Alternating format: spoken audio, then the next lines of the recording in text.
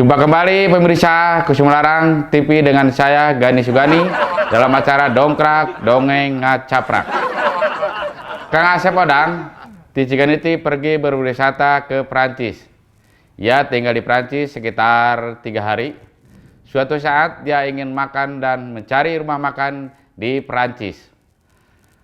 Begitu tiba di rumah makan, maka pelayan menyambut dengan ramah menggunakan bahasa Prancis. Bonjour monsieur.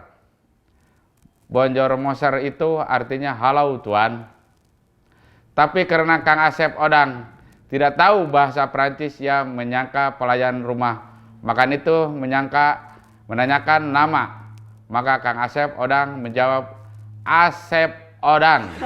Lalu makanlah di rumah makan itu, makannya enak sekali. Besoknya Kang Asep Odang datang lagi ke rumah makan itu. Dan lagi-lagi pelayan menyambut dengan kata bonjour monsieur. Kang Asep Odang ngehuleng.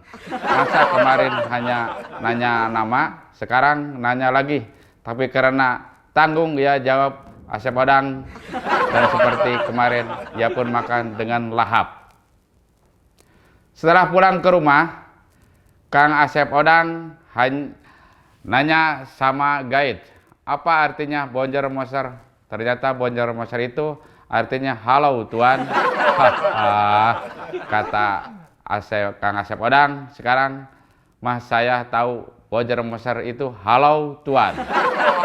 Esoknya lagi Kang Asep Odang datang ke rumah makan yang sama. Sebelum pelayan menyapanya, maka Kang Asep Odang segera menyapa pelayan rumah makan dengan ucapan bonjour monsieur. Secara mengejutkan, pelayan rumah makan itu menjawab Asep Odang. Rupanya pelayan rumah makan menganggap bahwa Asep Odang adalah terjemahan dari bonjour monsieur atau halo tuan. Demikian pemirsa, sampai jumpa di lain kesempatan. Saya Gani Sugani, Kusuma TV.